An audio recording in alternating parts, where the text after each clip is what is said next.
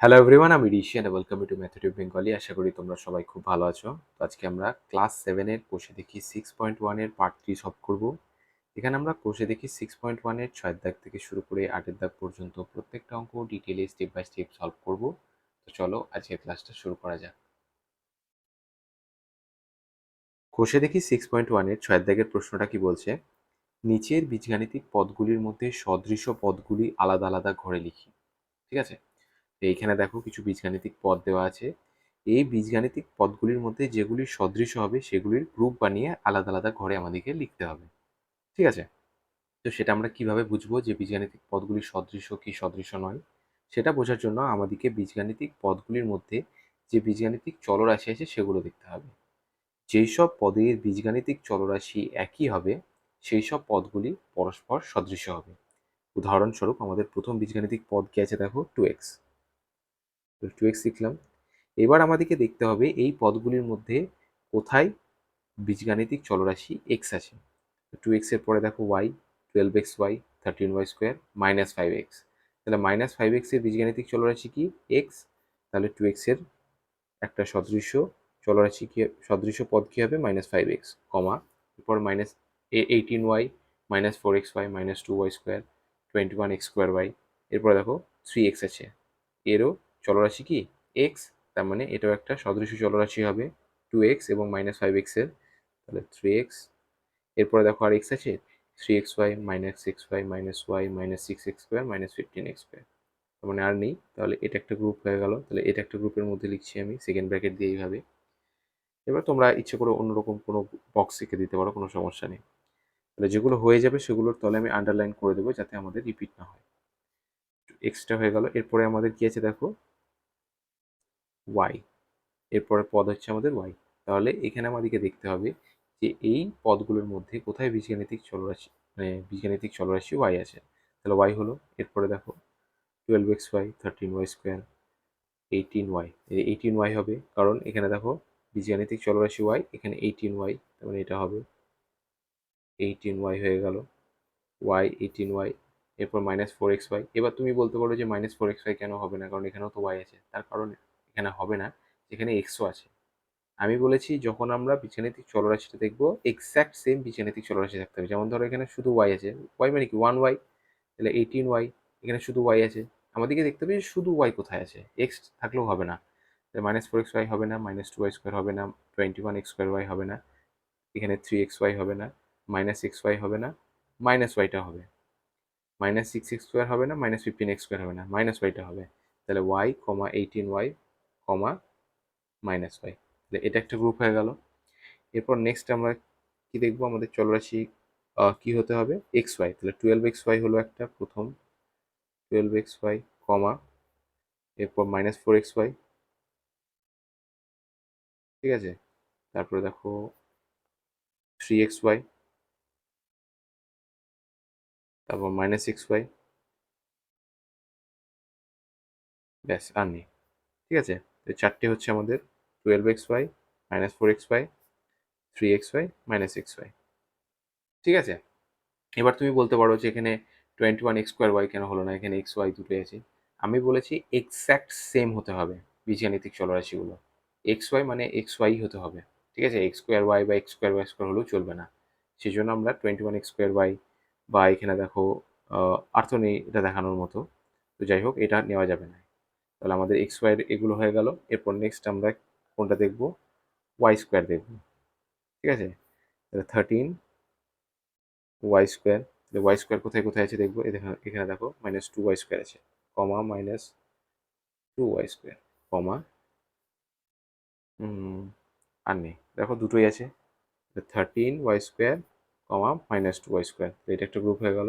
এরপর নেক্সট আমাদের কি আছে দেখো, এখানে 21x square y, 21x square y, 21x square y দেখার কোথাও নেই, তাহলে এটা একটাই আছে 21x স্কোয়ার ওয়াই। এরপর নেক্সট দেখো সবই হয়ে গেছে, আন্ডারলাইন দেওয়া পড়ে আছে -6x স্কোয়ার, -6x স্কোয়ার, কমা, এখানে দেখো -15x স্কোয়ার। উভয়ের বীজগাণিতিক চলরাশি একই আছে এক্স স্কোয়ার, সেই জন্য এই দুটো সদৃশ হবে -6x স্কোয়ার, -15x স্কোয়ার। ঠিক আছে, তাহলে এই যে বীজগাণিতিক চলরাশিগুলো আমাদেরকে এলোমেলোভাবে দিয়েছিল, আমরা কি করলাম, এইগুলোর মধ্যে সদৃশ্য পদগুলোকে আলাদা আলাদা করে প্রত্যেকটা গ্রুপ বানিয়ে এখানে সাজিয়ে দিলাম। ঠিক আছে? এরপর 7 দাগের প্রশ্নটা কি বলছে দেখো, নিচের জোড়া পদগুলির মধ্যে কোনগুলি সদৃশ্য পদ ও কোনগুলি অসদৃশ্য পদ তা যুক্তি দিয়ে লিখি। ঠিক আছে? তাহলে এখানে কিছু ABCD নাম্বার দিয়ে পদ দেওয়া আছে। এবারে পদগুলি সদৃশ্য পদ না অসদৃশ্য পদ সেগুলো আমাদেরকে লিখতে হবে এবং তার পক্ষে যুক্তি দিতে হবে। ঠিক আছে?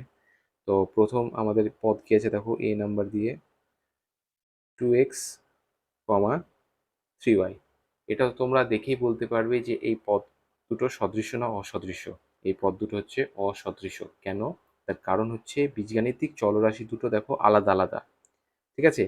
তো আমরা এখানে লিখবো তীর দিয়ে যে এই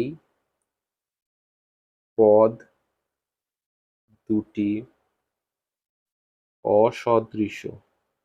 ঠিক আছে? অসদৃশ্য। ঠিক আছে? কারণ বীজগাণিতিক চলরাশি দুটি আলাদা। ইহাদের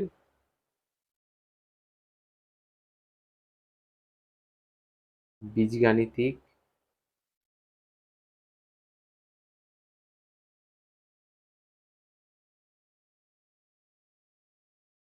চলরাশি দুটি আলাদা। আমরা আগের অঙ্কটায় কি শিখলাম, যে বীজগাণিতিক চলরাশি দুটি একই হবে তখনই কিন্তু পদ দুটো সদৃশ্য হবে। এখানে বীজগাণিতিক চলরাশি দুটো যেহেতু আলাদা, একটা এক্স অপরটা ওয়াই, সেই জন্য এই পদ দুটো কি হবে, অসদৃশ্য হবে। তো এটা হয়ে যাবে আমাদের প্রথম প্রশ্নের উত্তর। এরপর বি নাম্বার দিয়ে আমাদের পদ দুটো কি দিয়েছে দেখো, 7x, 8x। ঠিক আছে? তাহলে এখানে আমরা কি লিখব, যে এই পদ দুটি কি হবে বলো, সদৃশ্য হবে না অসদৃশ্য হবে? নিশ্চয়ই সদৃশ্য হবে। তার কারণ কি, বীজগাণিতিক চলরাশি দুটোই সেম, উভয়ই এক্স। তাহলে এই পদ দুটি সদৃশ্য, কারণ ইহাদের বীজগাণিতিক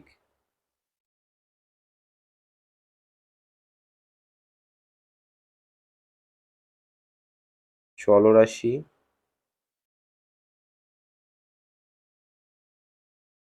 দুটি একই। ঠিক আছে? এরপর সি নাম্বার দিয়ে আমাদের পদ দুটো কি দিয়েছে দেখো, -29, -29x, 6x। তাহলে এটা কি হবে, উভয়ের বীজগাণিতিক চলরাশি কি আছে দেখো, এক্স। এখানে আমরা লিখব এই পদ দুটি সদৃশ্য, সদৃশ্য লিখছি শুধু, তোমরা এইভাবে লিখবে আগের অঙ্ক দুটো যেভাবে দেখালাম, সদৃশ্য কারণ কি হবে, কারণ বীজগাণিতিক চলরাশি দুটো একই।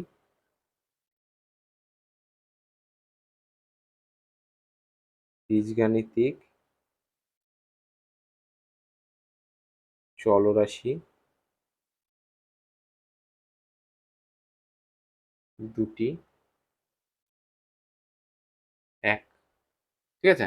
আমি একটু শর্টকাটে করে দিলাম, জায়গা যেহেতু ছোট আছে সেই জন্য আমি শর্টকাটে করছি। আমি প্রথম অঙ্ক দুটো যেভাবে করলাম সেভাবে তোমরা প্রত্যেকটা অঙ্ক করবে।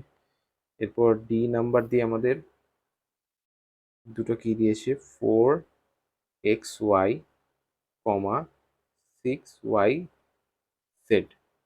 ঠিক আছে? তাহলে এটা কি হবে বলো, সদৃশ্য হবে না অসদৃশ্য হবে এই দুটো পদ? নিশ্চয়ই অসদৃশ্য হবে। তার কারণ কি, বীজগাণিতিক চলরাশি দুটো আলাদা আলাদা, একটা হচ্ছে এক্স ওয়াই, অপরটা হচ্ছে ওয়াই জেড। ঠিক আছে? তাহলে আমরা এখানে লিখবো অসদৃশ্য,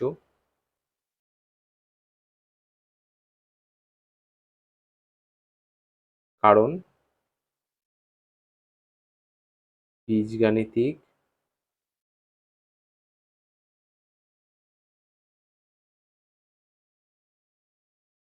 চলরাশি দুটি আলাদা। ঠিক আছে। এরপর নাম্বার দিয়ে আমাদের পদ দুটো কি দিয়েছে, -15y(x), কমা 8xy। এখানে তোমাদের একটু কনফিউশন হতে পারে, ঠিক আছে, কারণ এখানে দেখো কি আছে, বীজগাণিতিক চলরাশি প্রথমটাই y(x) এবং তারপরটা আছে xy। তো y(x) মানে কি y গণিত x, আর xy মানে কি x গণিত y। তাহলে y গণিত x আর x গণিত y কি আলাদা? আলাদা নয়। 2 গণিত 3 আর 3 গণিত 2 কি আলাদা জিনিস? আলাদা জিনিস নয়। উভয়ের রেজাল্ট কি হয়? 6 হয়। তাহলে y এর সঙ্গে x এর গুণ আর x এর সঙ্গে y এর গুণ দুটোই সেম, সেজন্য এখানে কি হবে, বীজগাণিতিক চলরাশি দুটি একই হবে। এখানে আমরা লিখব সদৃশ্য, কারণ বীজগাণিতিক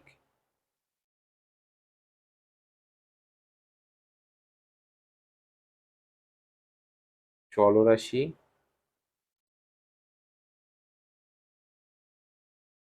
দুটি এক। ঠিক আছে। এরপর এফ কি আছে, 5xy, 6x²y², 5xy, 6x²y²। তাহলে এখানে কি হবে বলো? এখানে কি হবে, বীজগাণিতিক চলরাশি দুটো আলাদা আলাদা হবে, কারণ xy আর x²y একই জিনিস না। তাহলে যেহেতু বীজগাণিতিক চলরাশি দুটো আলাদা আলাদা, সেই জন্য অসদৃশ্য হবে। অসদৃশ্য, কারণ সে একই কারণ বীজগাণিতিক চলরাশি দুটি আলাদা। আর এটাই হয়ে যাবে আমাদের 7 দাগের সবকটি প্রশ্নের উত্তর। এরপর 8 দাগের প্রশ্নটা কি বলছে, নিচের বীজগাণিতিক সংখ্যামালায় যে পদটিতে x² পদ আছে সেটি লিখি এবং x² এর সহগ লিখি। আমাদের প্রথম বীজগাণিতিক সংখ্যামালাটা কি দিয়েছে দেখো, 5 - xy²। আর আমাদেরকে কি বলছে, যে পদটিতে x² আছে, x² পদ আছে সেটি লিখি এবং সেখানে x² এর সহগ লিখতে হবে আমাদেরকে। এখানে তো কোথাও x² নেই, তাহলে প্রথম বীজগাণিতিক সংখ্যামালায় x² পদ নেই, তো আমরা এখানে লিখব যে উক্ত বীজগাণিতিক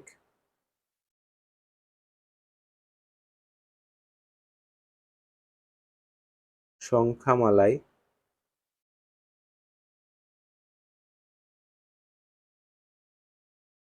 x² পদ নেই। সেজন্য আমরা লিখে দিলাম যে এইখানে কোনো x² এর পদ নেই।